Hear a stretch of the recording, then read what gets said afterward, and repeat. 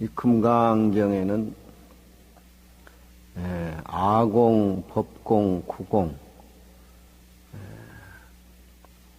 나라는 존재도 비워버리고 밖에 일어나는 삼라만상의 모든 모습도 비워버리고 안도 비워버리고 바깥 경계도 비워버리고 내 마음속에서 일어나는 모든 분별망상도 다 버려서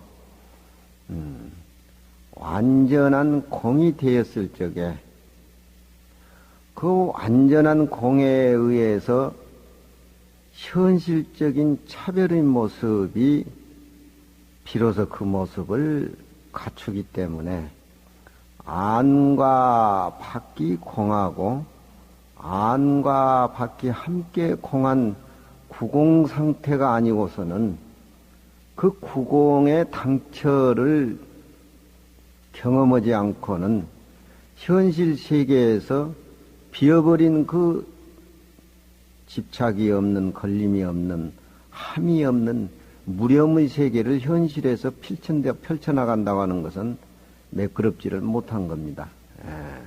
금강경을 우리가 평생 독송을 하고 10만독, 몇만독 하고 또 우리 한국 불교는 금강경이 소위경전이에요.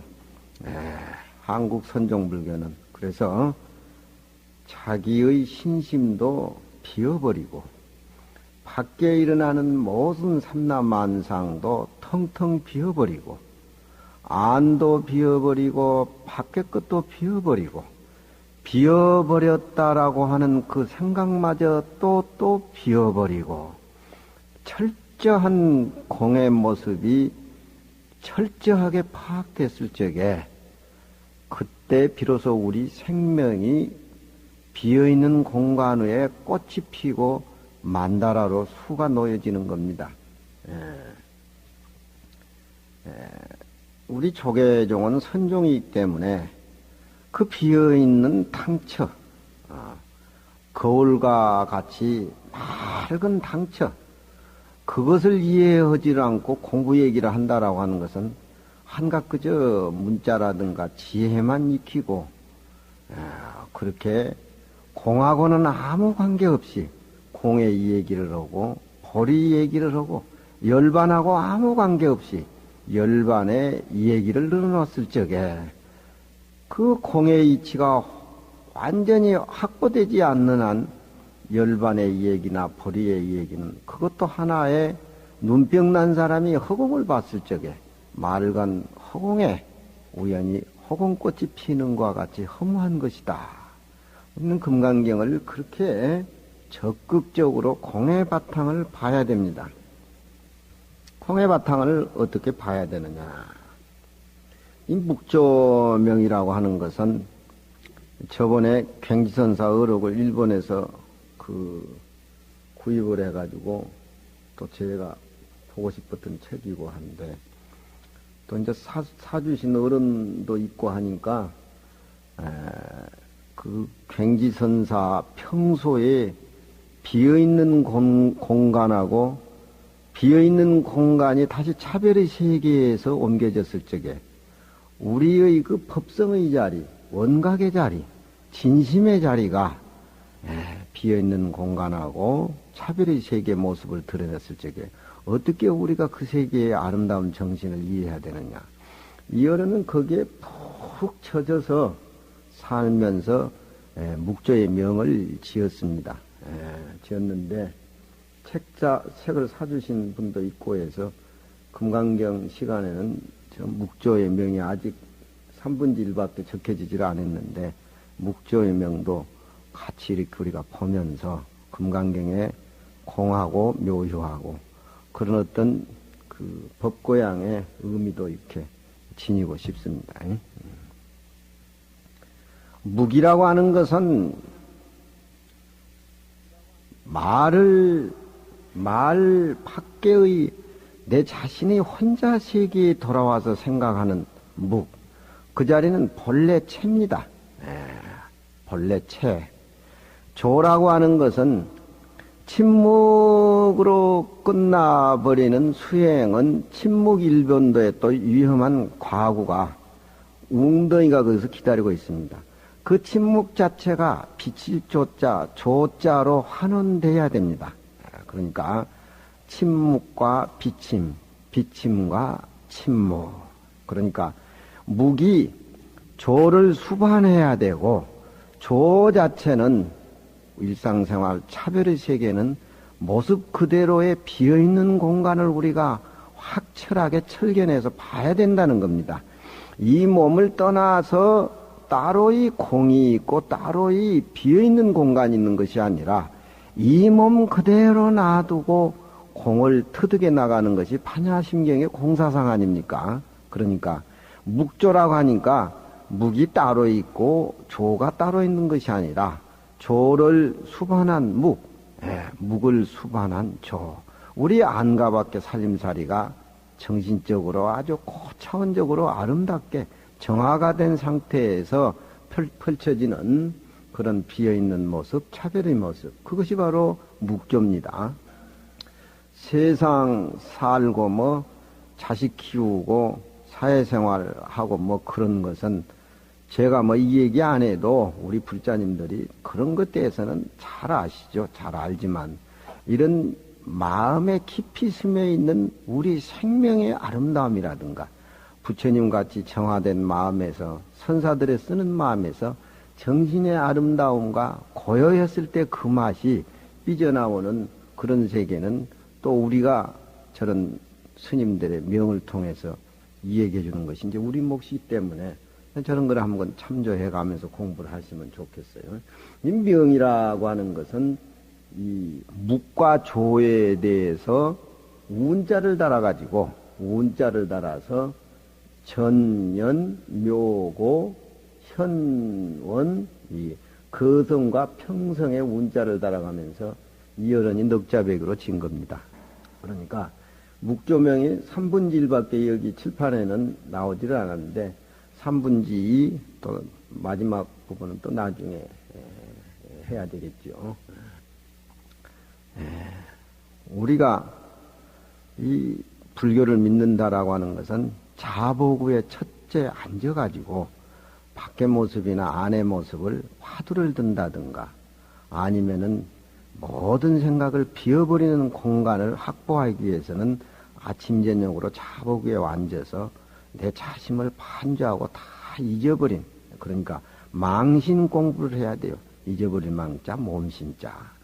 불교는 내 마음이라는 것을 먼저 인식하게 되면은 내 마음이 존재하게 된다라고 하면은 거기서 집착이 생기는 것이고, 우리 몸이라는 원래 비어있는 공간인데 집착이 생기는 것이고, 내 마음이라는 것을, 내 몸이라는 것을 인정했을 적에 거기에는 나를 따라주는 사람은 사랑스러운 마음이 나오고, 나를 또 싫어하는 그런 입장이 되는 분위기는 또 내가 미워하는 이중 부담의 어떤 원래 몸도 없고 미워하고 싫어하는 그런 것도 없는데 내 몸을 인정하다 보니까 이중 부담적인 어떤 그런 집착에 얽매이게 되니까 이건 평생 살아도 남을 위해서 살고 내 자신하고 아무 관계없는 헛사비 생활을 한다 이 말이에요.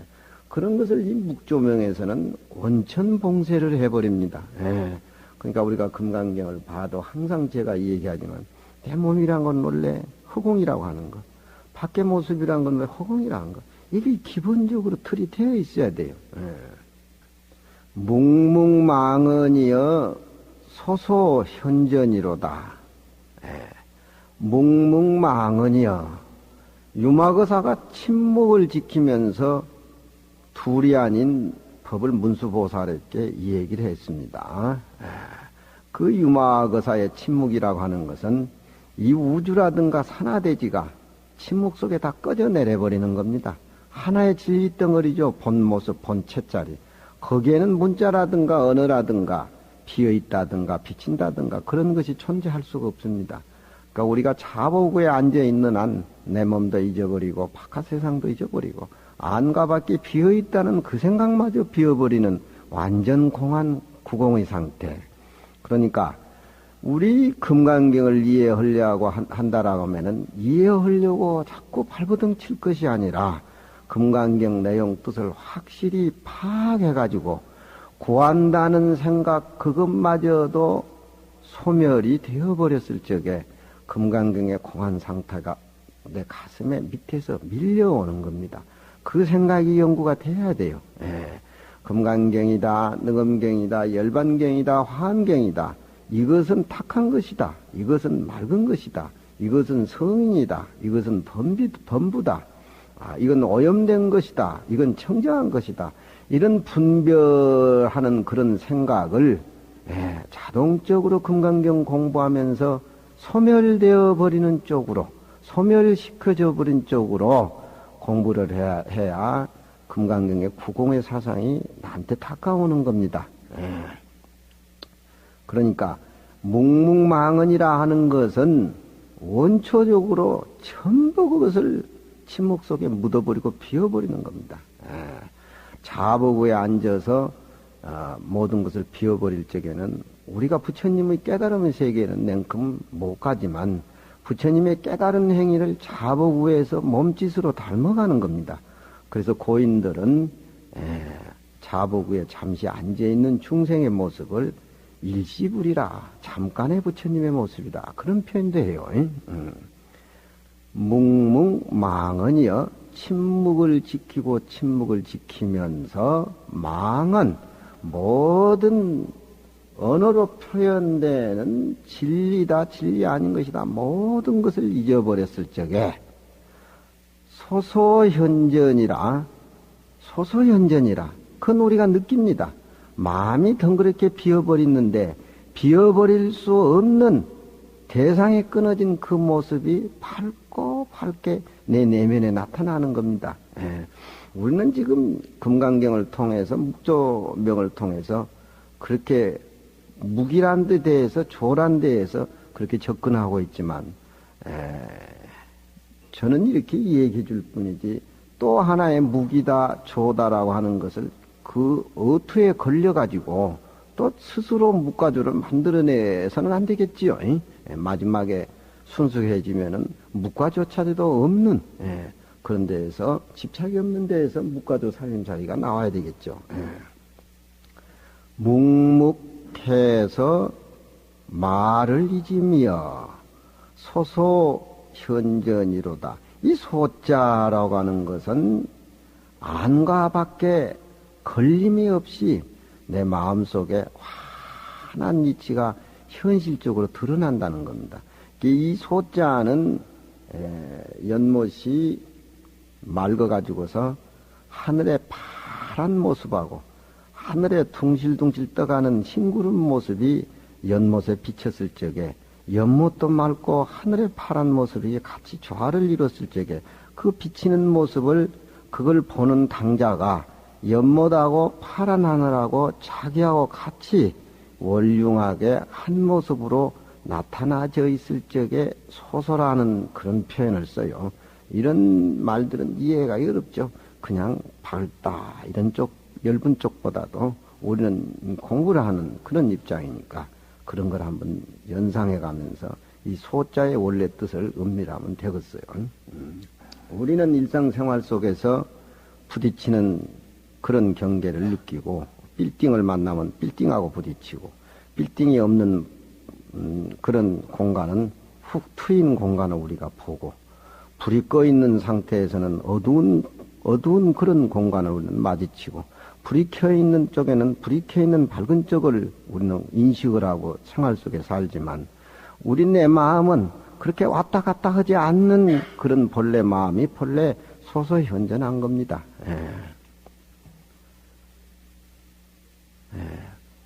다음은 묵과 조와 묵. 앞에 묵 얘기가 나오고 바로 소소현전이라는 말이 조 얘기가 나옵니다. 감시화기여 거울과 같이 내 마음이 맑게 되었을 적에 거울에 때가 낄 적에는 거울 본래의 투명하고 어떤 그런 밑바닥까지 들어 보이는 맑은 모습이 안 보이지만 거울을 맑게 닦았을 적에 거울을 맑게 닦았을 적에 그 철저하게 맑은 그 부분이 확이 확 튄다 이 말입니다. 불교에서 감시 확철이라고 하는 것은 자부구에 앉아서 삼라만상의 경계라든가 내 모습이 완전히 공으로 돌아가고 비어 있을 적에 마치 비유해 보건된 때가 낀 거울이 싹 닦아가지고 맑은 본체가 맑은 원래 때가 끼었을 때는 거울의 제 모습이 아닌 것 같지만 때가 끼었다라고 해가지고 거울의 제 모습이 없어지는 건 아닙니다. 거울의 본래 모습은 있는 것이에요. 그러니까 원래 우리가 가지고 있는 열반묘심 그것은 거울이 맑은 본체를 때가 끼고 안 끼고 간에 지녀 있는 것과 같이 우리가 가지고 있는 그런 것들이 감시라고 하는 것은 깨끗한 모습으로 확이란 말은 톡 튀게 보인다 이 말. 그 맑고 깨끗한 거울에 일체 삼라 만상의 모습이 비치고 지나가고 비쳐도 거울에는 그 그림자가 전혀 남지를 않습니다. 우리가 맑은 진심으로 세상을 살아나갈 적에 모든 사람들의 차별의 세계를 포용했을 적에 집착이 끊어지고 자제하고 무해하고 그런 모습이 맑은 모습을 비쳤을 적에 스쳐가는 그런 모습으로 비유를 하지요. 채처 영연이로다. 본 바탕은 채라고 하는 것은 몸뚱이란 말이고 처라고 하는 것은 바탕을 의미하는 겁니다. 거울과 같이 확연하게 툭 튀어 있는 바탕의 세계에 채처 그 채다라고 통감한 곳에 채는 동사적인 의미를 가지고 있어요. 채달한다, 깨닫는다. 몸이라 그러면은 명사지만 채달한다, 통달한다 이렇게 할 때는 채가 동사적인 의미를 지니고 있습니다. 그런 거울과 같이 확 튄 그런 어떤 깨닫는 곳에 영현 신령스러운 본래 그 모습이 되살아 나온다. 우리 생명의 아름다움을 평생 마음 공부를 한 중국의 갱지선사는 묵과 조와 묵이라는 것을 이렇게 표현을 하고 우리에게 어떤 생명의 그런 자리를 향기로 이렇게 대화를 해주고 있어요. 영연하고 우에 감시하기란 말은 영연이란 말은 빛을 조자의 뜻이고 우에 감시하기란 말은 침묵이란 묵자에 해당되는 겁니다. 그러니까 우리가 사회생활하고 가정생활하고 직장생활을 하고 동료들을 만나고 회식을 하고 뭐 그래도 이 중심 부분인 생명의 자리를 떠나서는 안 돼요. 밖에 세상에 꺼달려가지고 집착한다고 해가지고 내가 원하는 대로 그것들이 유의적인 것이든지 무의적인 것이든지 내가 원하는 것이 다 이루어진다라고 하면 그쪽에 투자를 하지만 일제 밖의 살림살이라고 하는 것은 원래 없는 거고 허전한 거기 때문에 거기에 전력 투자할 수가 없어요. 우리는 묵과 조와 묵에 평상시에 투자를 하고 살아야 된다는 거예요. 영연독조 앞에 영연독조를 다시 받아서 묘할 묘자 높을 꽃자 산 높을 꽃자에 연자하고 천자는 이제 저것이 평성이지만 여기서는 묘자는 다시 소리를 좀 탁한 쪽으로 운자를 바꿔가지고 영연독조 조중환묘로다. 영연 신령스럽게 그러한 모습이 홀로 비친다. 천상천하 유화독전이라는 겁니다. 모래 하나 아니 매화꽃 하나라도 천상천하 유화독전이라는 겁니다. 우리 몸뚱이 속에는 이 금강경의 이치라든가 묵조의 이치를 깨달으면은 우리 몸뚱이 속에는 삼천대천세계가 꽉꽉 차 있다는 것이에요. 우리가 몸을 잊어버리지 못하니까 내 몸이라고 집착하니까 우리는 몇 평 안 되는 몇 평 안 되는 이 몸뚱이 속에 그만큼의 공간을 유지해 가지고 내 모습만 진짜 모습인지 밖의 모습이 진짜 모습이 아니라 진짜 모습이라는 걸 깨닫지 못하고 거기에 갇혀 있으니까 내 몸에 잊어버리는 공부를 못하지만 몸에 잊어버리는 공부를 확실히 했을 적에 모든 모습은 이 우주 법계의 모든 모습은 나로 인해서 다 꽃이 피기 때문에 매화꽃 한 송이 내 본래의 모습 둘이 아니라는 것이죠. 신령스럽게 그렇게 된 것이 호울로 비쳤을 적에 조중한 묘로다. 그 비친 가운데에 묘한 모습이 내게 다시 되돌아온다. 그걸 느껴야 돼요. 우리가 불자는 느껴야 돼요. 불교는 깨닫지 않으면은 그건 안 되는 게 쏘가서 사는 게. 느껴야 돼요. 자부구야 하루에 30분이라도 20분이라도 아니 그렇게 안 되면은 자부구에서 이 묵조명을 읽어가지고 천상천하 유화독전인 내 생명의 열반묘심의 본래의 모습자리를 조금이라도 느껴야 돼요. 이 즐거움을 느낀다라고 하면은 세상 사는 데에 자유자재하고 편한 겁니다. 비치는 가운데에 묘한 살림살이가 나한테 환원되어서 되돌아온다. 묘할묘자. 노을성하여 설송운고로다. 하늘에 구름 한 점 없으니까 보름달이 둥그렇게 드러난다. 노자는 드러난다는 겁니다. 또 노자를 노을성하라고 하니까 노자는 하나의 풀잎에 맺혀 있는 이슬방울에 하늘에서의 원래 모습인 달이 풀잎 이슬에 대롱대롱 달려서 비친다는 겁니다.